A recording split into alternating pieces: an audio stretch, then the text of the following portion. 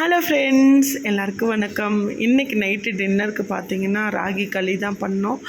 ஒரு நாளைக்கு ஒரு வேளையாவது எங்கள் வீட்டில் பார்த்திங்கன்னா ராகி களி பண்ணிடுவோம்.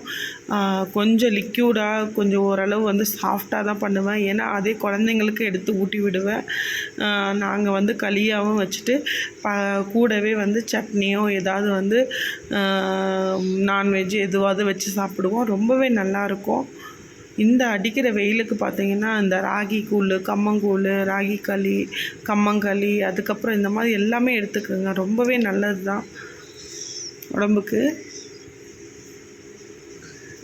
இப்போ பார்த்திங்கன்னா ஆந்திரா ஸ்டைலில் டொமாட்டோ பச்சடி, இது க்ரீன் சில்லி, அப்புறம் டொமாட்டோ ஆனியன், இது மூணுத்தையும் ஓரளவு ஆயிலு, அதுக்கப்புறம் கொஞ்சோண்டு தண்ணி ஊற்றி வேக வச்சுட்டு லாஸ்ட்டாக பார்த்திங்கன்னா மிக்சியில் ரொம்ப மையாக அரைக்கக்கூடாது. ஒரு அவயம் துவையலுமாக அரைச்சிட்டு கூடவே ஒரு பூண்டு பல், அதுக்கப்புறம் கட் பண்ண கொஞ்சம் ஆனியனு, அதுக்கப்புறம் கொத்தமல்லி சேர்த்து பண்ணேன்னா ஆந்திரா பச்சடி ரெடி ஆகிடும். சூப்பராக இருக்கும்.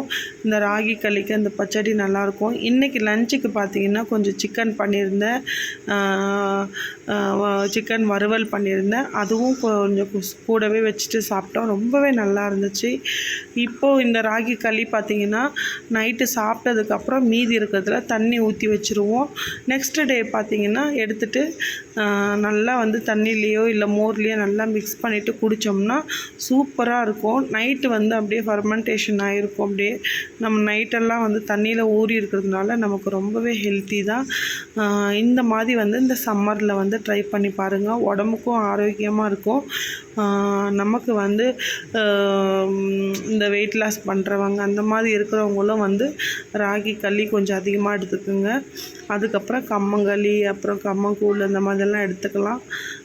இப்போ பார்த்திங்கன்னா நான் சாப்பிட போகிறேன். ஓரளவு களி நல்லா திக்காகவே ஆயிடுச்சு. அதை அப்படியே எடுத்துகிட்டு எங்கள் வீட்டில் நாங்கள் ரெடி பண்ண கீ இருந்துச்சு, அது கொஞ்சம் நல்லா சேர்த்துட்டு சுட சுட களியில் போட்டு சாப்பிட்டா நல்லாயிருக்கும். கூடவே பார்த்திங்கன்னா தக்காளி சட்னி, தக்காளி பச்சடி, டொமாட்டோ பச்சடின்னு சொல்லுவோம் ஆந்திரா ஸ்டைலில். இந்த டொமாட்டோ பச்சடி பார்த்திங்கன்னா அப்படியே ரொம்பவே அரைக்கல, அவன் தொமையெல்லாம் இருக்கும். அப்படியே அவ்வளோதான்.